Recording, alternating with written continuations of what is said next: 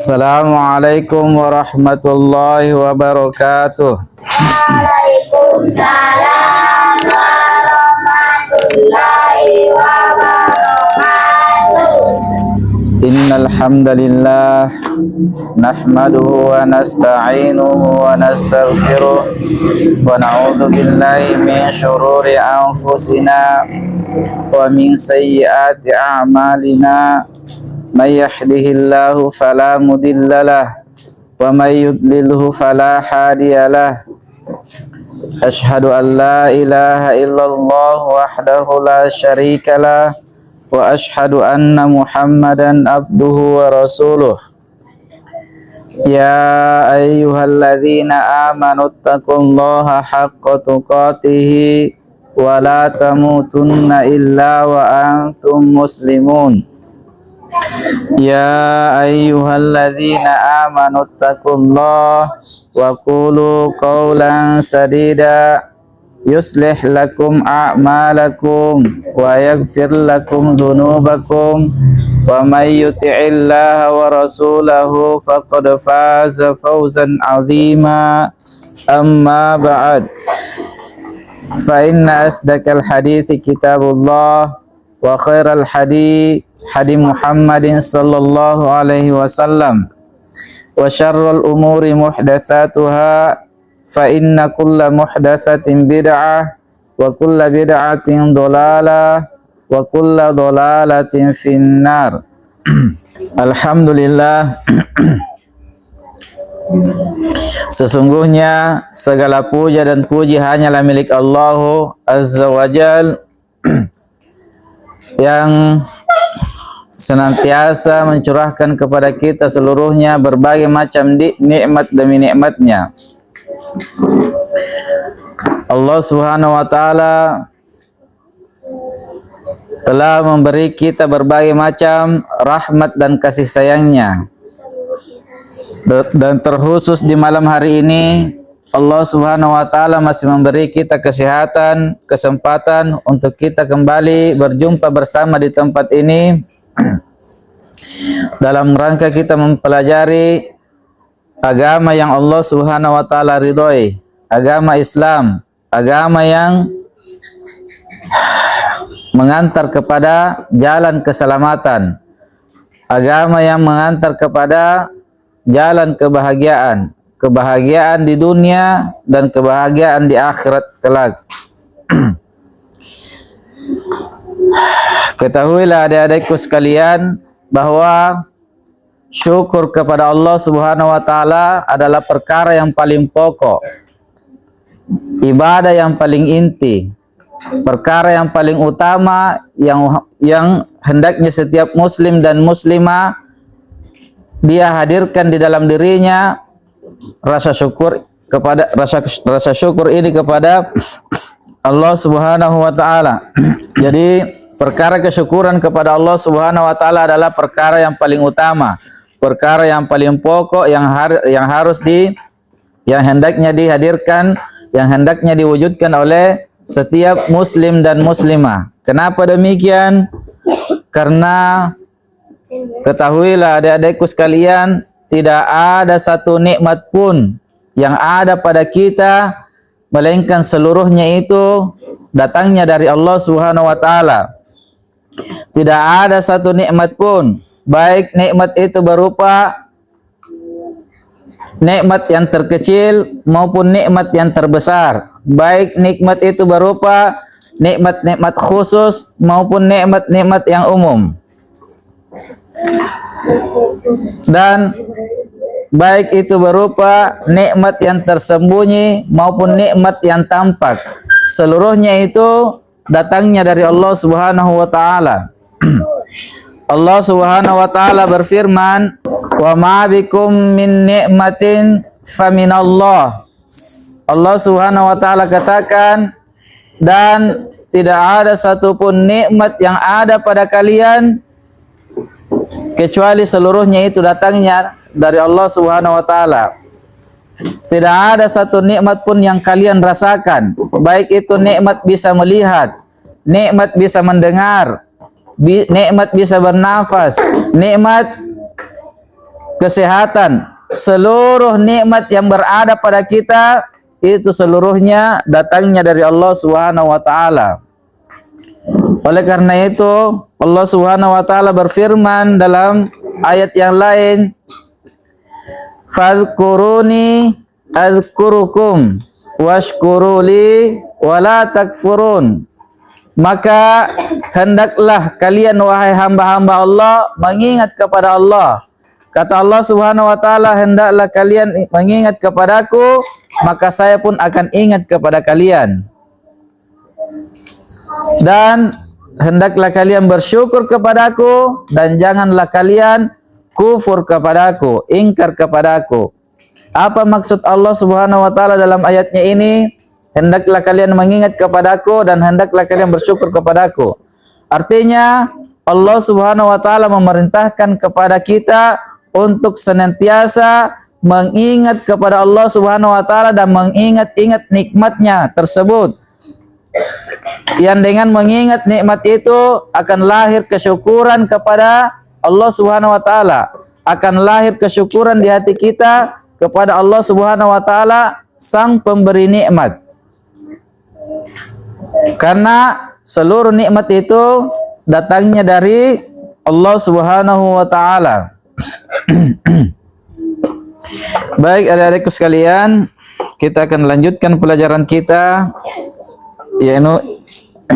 yaitu kita akan membacakan sebuah kitab yang sangat mulia sekali, yakni Kitabut Tauhid. Dan kita sudah sampai pada pembahasan, atau kita akan lanjutkan pada pembahasan yang telah berlalu. Masih di pembahasan jalan yang lurus. Baik, kita akan bacakan ulang hadisnya. Nabi sallallahu alaihi wasallam bersabda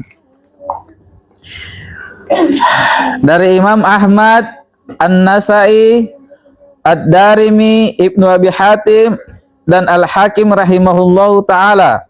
Al-Hakim mensahihkannya, meriwayatkan dari Ibnu Mas'ud radhiyallahu taala anhu.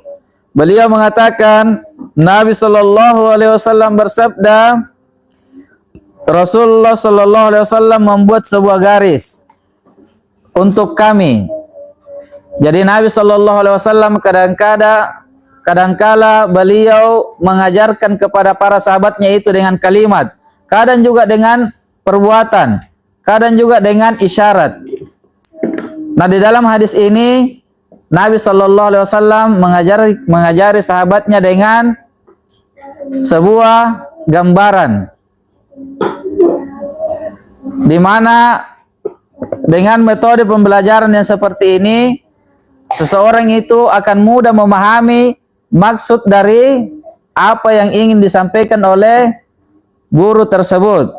Di sini Nabi sallallahu alaihi wasallam mengajari sahabat-sahabat beliau dengan membuat sebuah garis. Nabi sallallahu alaihi wasallam membuat garis untuk kami. Kemudian beliau bersabda, ini adalah jalan Allah Subhanahu wa taala yang lurus. Setelah Nabi membuatkan garis, Nabi menjelaskan garis inilah jalannya Allah Subhanahu wa taala. Tidak ada kebengkokan di situ. Garis yang lurus, jalan yang lurus. Kapan kalian berada di atas jalan itu, kapan kalian menapaki jalan yang lurus ini, maka pasti kalian akan sampai ke tujuan. Pasti kalian akan selamat. Karena jalannya sangat lurus, tidak ada bengkok-bengkoknya. Bukan juga jalan yang buntun. Jalan yang lurus. Kemudian beliau sallallahu alaihi wasallam setelah itu membuat lagi garis-garis yang lain di sebelah kanan garis tersebut dan di sebelah kirinya. Jadi setelah garis yang lurus ini dibuatkan juga di samping kiri kanannya garis-garis. Lalu beliau bersabda, sedangkan yang ini adalah jalan-jalan lain, namun tidak ada satu jalan pun darinya, melainkan ada syaitan padanya yang menyeru-nyeru, yang memanggil-manggil kepadanya. Jadi di sebelah kiri dan kanan ini, jalan yang lurus ini, kata Nabi, tidak ada satu garis pun, tidak ada satu jalan pun, melainkan di situ ada syaitan yang memanggil-manggil kepadanya. Berarti dalam perumpamaan Nabi sallallahu alaihi wasallam ini, dalam pengajaran Nabi sallallahu alaihi wasallam ini, jalan yang lurus itu cuma satu. Kapan ada yang mengambil jalan yang selain dari yang digariskan oleh Nabi sallallahu alaihi wasallam, maka sungguh dia telah menapaki jalan-jalan syaitan. Karena tidak ada satupun jalan dari selain jalan yang lurus itu, kecuali ada syaitan di dalamnya menyeru-nyeru, yang memanggil-manggil kepadanya. Kapan kita mengambil jalan yang lain selain yang dari jalan yang digariskan oleh Nabi sallallahu alaihi wasallam, maka pasti kita akan mengalami kesesatan dalam perjalanan. Karena kita tidak berada di atas jalan yang benar. Kita tidak berada di atas jalan yang lurus sebagaimana yang dituntunkan oleh Nabi sallallahu alaihi wasallam. Kemudian setelah itu Nabi sallallahu alaihi wasallam pun membaca firman Allah Subhanahu wa taala, wa anna hadza sirati mustaqima fattabi'u wa la tattabi'us subul. Dan Allah Subhanahu wa taala berfirman, dan bahwa ini adalah jalanku yang lurus, maka ikutilah dia, dan janganlah kalian mengikuti jalan-jalan yang lain, karena jalan-jalan itu mencerai-beraikan kalian dari jalan yang lurus. Dari sebuah hadis Nabi sallallahu alaihi wasallam yang mulia ini diperkuat dengan ayat-ayat Allah Subhanahu wa taala. Allah Subhanahu wa taala memperjelas lagi tentang perumpamaan Nabi sallallahu alaihi wasallam yang tadi. Allah Subhanahu wa taala perjelas lagi bahwa jalan yang lurus yang digambarkan oleh Nabi itu, itulah jalannya Allah Subhanahu wa taala. Dan Allah Subhanahu wa taala melarang kepada kita, jangan kalian mengambil jalan-jalan yang lain selain dari jalan yang lurus yang dituntunkan oleh Nabi sallallahu alaihi wasallam. Karena kapan kalian mengambil jalan yang lain, sungguh kata Allah, jalan-jalan yang lain itu adalah jalan yang tercerai-berai. Apa artinya kalau tercerai-berai? Terpisah, terputus, kacau, hancur. Tidak ada penyelesaian, tidak akan pernah sampai ke tujuan. Dan di antara makna jalan yang lurus adalah al-Islam. Makna dari jalan yang lurus itu adalah, itulah Islam. Jadi siapa saja yang berpegang teguh di atas Islam, maka sungguh dia telah berjalan di atas jalan yang lurus. Dan siapa saja yang mengambil jalan selain dari jalan Islam, maka sungguh dia telah keluar dari jalan yang lurus. Ibnu Qayyim rahimahullah ta'ala mengatakan, kita perlu menyebutkan paparan yang ringkas terkait penafsiran jalan yang lurus, karena berbagai kalangan memaparkannya dengan ungkapan yang beragam sesuai dengan karakteristik dan keterkaitannya. Akan tetapi substansinya sama, yaitu jalan Allah Subhanahu wa taala yang disediakan untuk hamba-hambanya yang mengantarkan mereka kepadanya. Jadi di sini beliau mengatakan perlunya kita untuk menjelaskan jalan-jalan yang lurus itu, dan beliau berkata tidak ada jalan lain yang bisa mengantarkan seseorang untuk sampai kepadanya selain dari jalan ini, jalan yang lurus ini. Bahkan semua jalan yang ada membawa makhluk kepada kebuntuan, kecuali jalannya yang telah disediakan melalui lisan para rasulnya. Kata beliau di sini, jalan yang lurus itu adalah jalan yang dibawa oleh para nabi dan rasul Allah Subhanahu wa taala. Jadi jalan yang lurus itu adalah semua jalan-jalan yang dituntunkan oleh nabi-nabi dan rasul Allah Subhanahu wa taala. Dan selain dari apa yang mereka tuntunkan, itulah jalan-jalan yang tidak ada satupun kecuali ada di sana syaitan-syaitan yang menyeru, memanggil-manggil kepadanya. Dan dijadikan sebagai pengantar bagi hamba-hambanya pada peribadahan kepadanya, yaitu dengan mengesahkannya dalam beribadah dan mengesahkan para rasulnya dalam ketaatan. Jadi termasuk dari jalan yang lurus itu adalah kalimat syahadat, kalimat la ilaha illallah Muhammadar Rasulullah. Siapa yang berpegang teguh di atas dua kalimat ini, yaitu mempersaksikan bahwa tidak ada Tuhan yang berhak disembah kecuali Allah dengan benar, dan bersaksi bahwa Muhammad sallallahu alaihi wasallam itu adalah hamba dan utusannya dengan benar, dia persaksikan dengan benar, maka sungguh dia telah berjalan di atas jalan yang lurus. Sungguh dia telah berjalan di atas jalan yang benar, jalan yang dituntunkan oleh Allah Subhanahu wa taala. Maka tidak boleh menyekutukan Allah Subhanahu wa taala dengan sesuatu pun dalam beribadah kepadanya, dan tidak boleh ada penyekutuan kepada Rasulnya sallallahu alaihi wasallam dengan seorang pun dalam mentaati beliau. Jadi di sini beliau mengatakan, setelah beliau menyampaikan bahwa tidak boleh ada penyekutuan terhadap Allah Subhanahu wa taala dalam peribadatan, beliau juga mengatakan dan juga tidak boleh ada penyekutuan terhadap Nabi sallallahu alaihi wasallam dalam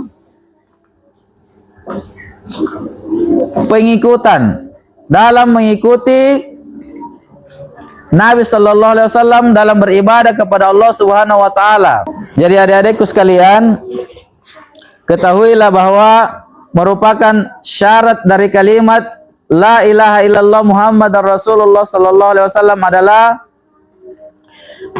atau syarat dari kalimat Muhammadar Rasulullah adalah hendaknya kita jangan mengambil contoh dari selain Nabi sallallahu alaihi wasallam dalam beribadah kepada Allah Subhanahu wa taala. Kapan kita menjadikan contoh-contoh selain Nabi sallallahu alaihi wasallam dalam beribadah kepada Allah Subhanahu wa taala, maka sungguh kita telah terjatuh dalam perkara rusaknya syahadat kita. Karena persaksian kita terhadap Nabi sallallahu alaihi wasallam sebagai Rasul Allah itu mengharuskan kita untuk senantiasa mengikuti Rasul Allah Subhanahu wa taala ini dalam beribadah kepada Allah. Karena melalui Rasul Allah Subhanahu wa taala inilah Allah Subhanahu wa taala ajarkan agama ini kepada kita. Allah Subhanahu wa taala mengajarkan kepada kita melalui Rasul Allah Subhanahu wa taala ini. Allah Subhanahu wa taala mengajari hamba-hambanya beribadah kepadanya melalui dengan contoh para nabi dan rasulnya. Jadi kapan kita mengambil contoh dari selain Nabi sallallahu alaihi wasallam, maka sungguh syahadat kita telah rusak. Karena syahadat itu ada dua. Syahadat itu adik-adikku sekalian tidak cukup hanya dengan mengucapkan la ilaha illallah saja. Tidak cukup dengan persaksian kita bahwa hanya Allah Subhanahu wa taala yang semata yang berhak disembah. Namun harus ada kalimat kedua, wa asyhadu anna Muhammadar Rasulullah. Kita harus mempersaksikan bahwa Nabi Muhammad sallallahu alaihi wasallam itu adalah utusan Allah. Sementara persaksian itu menuntut kita untuk, yaitu dengan kita senantiasa mengikut, mencontoh kepada beliau tentang bagaimana tata cara beliau beribadah kepada Allah Subhanahu wa taala. Oleh karena itulah di sebuah hadisnya Nabi sallallahu alaihi wasallam yang sangat mulia yang sering kita baca setiap kita memulai ceramah-ceramah, kita senantiasa membaca ini. Wa kullu bid'atin dolalah wa kullu dolalatin finnar. Siapa yang membuat perkara baru dalam agama, dalam beribadah kepada Allah, maka sungguh dia telah sesat. Dan siapa yang sesat, maka tempatnya di neraka. Apa maksud dari sabda Nabi sallallahu alaihi wasallam ini, siapa yang membuat perkara baru, yaitu orang-orang yang melakukan praktek-praktek ibadah yang Nabi tidak perintahkan, yang Nabi tidak contohkan. Itulah yang dikatakan perkara baru. Dan tidak ada satupun perkara yang membinasakan kaum-kaum terdahulu.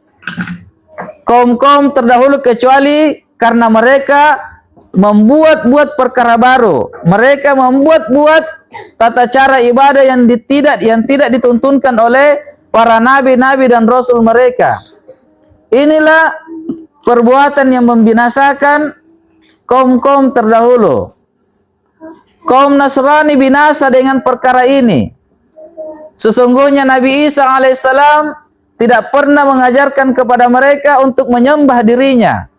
Nabi Isa alaihissalam tidak pernah mengajari kepada umat Nasrani untuk mengatakan Tuhan itu ada 3. Namun mereka melakukan perkara-perkara baru. Mereka tidak mencontoh Nabi Isa alaihissalam.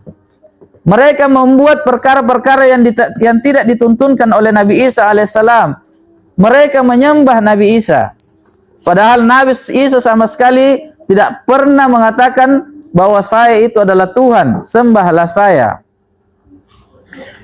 Melainkan Nabi Isa alaihissalam senantiasa mengajak umatnya untuk beribadah kepada Allah Subhanahu wa taala semata dan jangan menyekutukannya dengan sesuatu apapun.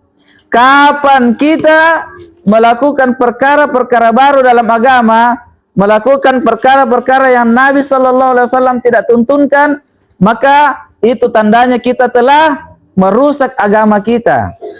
Sebagaimana Nasrani merusak agamanya. Kapan kita melakukan ibadah-ibadah yang Nabi sallallahu alaihi wasallam tidak contohkan, maka itu tandanya kita mencontoh kaum-kaum terdahulu yang binasa karena membuat perkara-perkara baru dalam agama mereka. Kenapa agama Islam dari sejak puluhan abad yang lalu sampai sekarang masih utuh, masih murni, masih terjaga keutuhannya, tidak pernah dirubah-rubah, tidak ada yang bisa merubah-rubahnya, karena Nabi sallallahu alaihi wasallam melarang dengan keras, mengancam dengan keras bagi orang-orang yang membuat perkara-perkara baru dalam agama ini. Nabi sallallahu alaihi wasallam ancam mereka dengan neraka.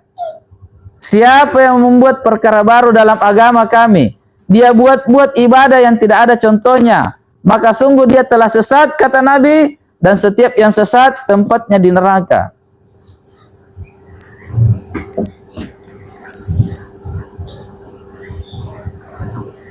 Jadi jalan yang lurus itu, adik-adikku sekalian, adalah jalan Islam yang murni, yang sesuai dengan yang dituntunkan oleh Allah Subhanahu wa taala dan Rasul-Nya. Jangan mau keluar dari itu. Kapan kita keluar dari jalan ini, maka pasti kita berada di atas jalan yang dipalingkan oleh syaitan. Yang di sana ada syaitan yang memanggil-manggil. Bagaimanapun indahnya seseorang itu dalam beribadah, kalau dia tidak di atas tuntunan, kalau dia tidak di atas tuntunan Nabi sallallahu alaihi wasallam, maka sungguh dia telah beribadah dengan ibadah yang sesat, ibadah yang dilarang, ibadah yang tertolak, ibadah yang diancam neraka. Bagaimanapun hebatnya ibadahnya, walaupun dia solatnya semalam tanpa istirahat, satu malam solat terus tanpa istirahat, namun dia tidak berada di atas tuntunan Nabi sallallahu alaihi wasallam, maka solatnya itu hanyalah membuahkan kesesatan. Solatnya itu hanyalah membuahkan dosa, bukan pahala yang dia dapatkan. Kemudian kata beliau, maka dengan demikian harus ada pemurnian tauhid, juga harus ada pemurnian dalam meneladani Nabi sallallahu alaihi wasallam. Ini merupakan substansi dari syahadat la ilaha illallah Muhammadar Rasulullah. Jadi kata beliau, seseorang yang mau menapaki jalan yang lurus, seseorang yang mau menapaki jalan yang Allah Subhanahu wa taala katakan itu adalah jalan yang lurus, maka hendaknya dia melakukan dua perkara. Hendaknya dia murnikan tauhidnya kepada Allah Subhanahu wa taala, dan hendaknya dia murnikan pencontohannya kepada Nabi sallallahu alaihi wasallam. Hendaknya hanya Nabi sallallahu alaihi wasallam yang dia contohi dalam beribadah kepada Allah Subhanahu wa taala. Jangan mau keluar dari tuntunan Nabi sallallahu alaihi wasallam. Lebih baik tidak mengerjakan ibadah yang Nabi sallallahu alaihi wasallam tidak contohkan daripada kita kerjakan namun perkara itu Nabi sallallahu alaihi wasallam tidak contohkan. Kemudian kata beliau, apapun tafsir jalan yang lurus itu, maka ia masuk dalam dua pokok ini, yaitu syahadat la ilaha illallah Muhammadar Rasulullah. Intinya adalah Anda mencintainya dengan sepenuh hati dan Anda menggapai ridhonya dengan segenap kemampuan Anda. Jadi kata beliau, inti dari jalan yang lurus itu adalah dua kalimat syahadat ini yang diucapkan dengan rasa cinta sepenuh hati. Betul-betul kita cinta terhadap persaksian kita ini. Jangan sekedar bersaksi. Persaksian yang tidak ada cinta di dalamnya, maka ini hanyalah sebuah persaksian yang belum bisa dianggap benar. Karena persaksian itu mengharuskan kita harus ada cinta di dalamnya. Kalau kita mengatakan la ilaha illallah, maka hal ini mengharuskan di dalam hati kita ada kecintaan kepada Allah. Bahkan mengharuskan di dalam hati kita harus ada cinta yang terbesar kepada Allah Subhanahu wa taala. Harusnya cinta kita yang terbesar hanyalah untuk Allah Subhanahu wa taala. Demikian pula kepada Nabi sallallahu alaihi wasallam. Dengan persaksian kita bahwa Muhammad itu adalah utusan Allah Subhanahu wa taala, maka ini mengharuskan kita harus mencintai Nabi sallallahu alaihi wasallam dengan seluruh kecintaan kita yang terbesar, sehingga di dalam hati Anda tidak ada tempat lain melainkan dimakmurkan dengan cinta kepadanya, dan Anda tidak mempunyai satu keinginan pun melainkan berkaitan dengan keridhaannya. Yang pertama terwujud dengan mengimplementasikan syahadat la ilaha illallah, sedangkan yang kedua terwujud dengan mengimplementasikan syahadat Muhammadar Rasulullah. Inilah yang dimaksud dengan petunjuk dan agama yang benar, yakni mengenali kebenaran dan mengamalkannya, yaitu mengenali dan mengamalkan ajaran yang dibawa oleh Nabi sallallahu alaihi wasallam. Anda dapat memaparkannya dengan ungkapan-ungkapan yang Anda mau, namun mesti tetap mengacu pada tali pengikat.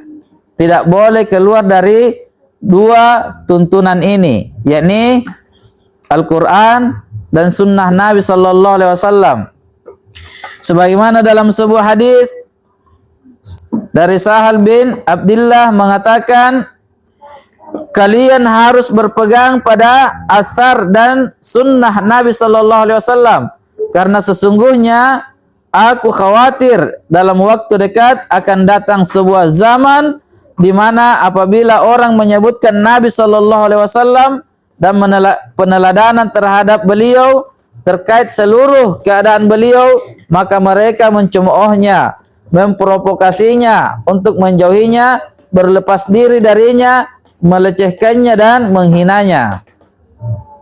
Jadi di sini beliau mengatakan dengan tegas kepada kita bahwa haruslah kalian berpegang teguh pada sunnah Nabi Sallallahu Alaihi Wasallam, karena beliau mengatakan, sungguh saya khawatir telah dekat zamannya di mana manusia itu tidak lagi menghormati sunnah Nabi Sallallahu Alaihi Wasallam.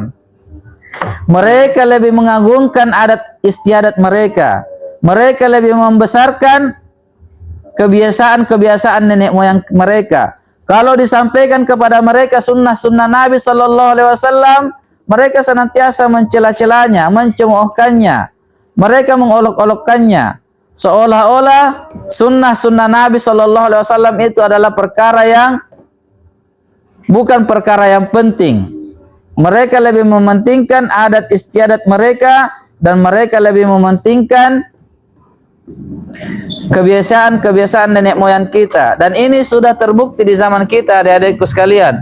Hal yang beliau ceritakan di sini sudah terbukti, wallah, terbukti di zaman kita.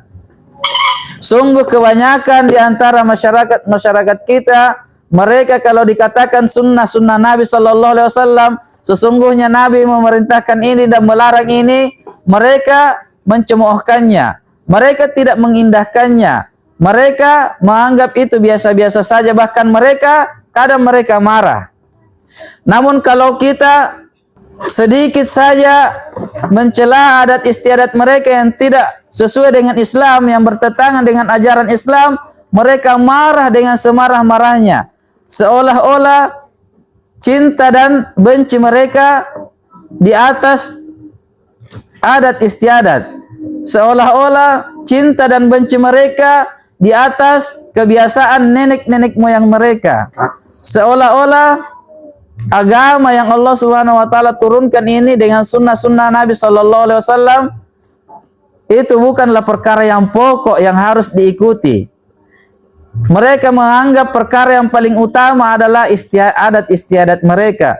Mereka menganggap perkara yang paling pokok adalah kebiasaan-kebiasaan nenek moyang mereka, sehingga mereka lebih menekuninya, mereka lebih mencintainya untuk dilaksanakan ketimbang sunnah-sunnah Nabi Sallallahu Alaihi Wasallam dan perintah-perintah Allah Subhanahu Wa Taala. Lihatlah manusia di zaman sekarang ini. Kalau mereka dipanggil untuk melaksanakan adat istiadat, segera mereka datang. Sebelum waktunya yang ditentukan, mereka sudah hadir di tempatnya. Namun kalau mereka diseru untuk mengikuti sunnah Nabi Sallallahu Alaihi Wasallam, diseru untuk mengikuti perintah Allah Subhanahu Wa Taala, mereka berpaling dan mereka meninggalkannya. Ini sudah terbukti. Apa yang beliau katakan di sini sudah terbukti. Perhatikan adik-adikku sekalian, yang mana yang mau kita ikuti? Kita mau tetap seperti yang dikatakan oleh beliau di sini, yaitu kita senantiasa bergembira, semangat kalau acara yang dilaksanakan itu merupakan adat istiadat, dan kalau perkara itu perkara ibadah yang disyariatkan oleh Allah Subhanahu wa taala, perkara yang disunnahkan oleh Nabi Sallallahu Alaihi Wasallam, kita enggan, kita malas dan berpaling. Kita tidak mencintainya, padahal itulah jalan yang lurus, itulah jalan keselamatan. Terbukti di zaman kita sekarang, orang-orang tua kita, keluarga-keluarga kita, banyak yang seperti ini. Maka renungkanlah keadaan ini adik-adikku sekalian, dan janganlah kita menjadi pengikut-pengikut orang-orang yang bodoh. Janganlah kita menjadi pengikut-pengikut hawa nafsu, dan janganlah kita menjadi pengikut-pengikut syaitan. Hendaknya kita senantiasa berada di atas dua jalan ini, di atas Al-Quran, di atas sunnah Nabi Sallallahu Alaihi Wasallam. Kapan ada yang memanggil kita untuk berjalan selain dari dua jalan ini, selain dari dua tuntunan ini, maka ucapkan saja selamat tinggal. Jangan mau ikut. Jangan mau ikut. Karena kita sudah tenang di atas Al-Quran, kita sudah tenang di atas sunnah Nabi Sallallahu Alaihi Wasallam, kita sudah tenang di atas jaminan Allah Subhanahu Wa Taala bahwa siapa yang mengikuti jalanku yang lurus, maka pasti dia selamat, dan siapa yang mengikuti selain dari jalan ini, maka pasti celaka, pasti yang menyuruhnya hanyalah syaitan. Jadi jalan Allah Subhanahu wa taala itu adalah jalan yang membawa kepada ketenangan, bukan jalan yang membawa kepada kekacauan, bukan jalan yang membawa kepada keraguan-raguan. Baik, sampai di sini dulu. Subhanallah wa bihamdik, asyhadu an la ilaha illa anta, astaghfiruka wa atubu ilaik. Wassalamualaikum warahmatullahi wabarakatuh.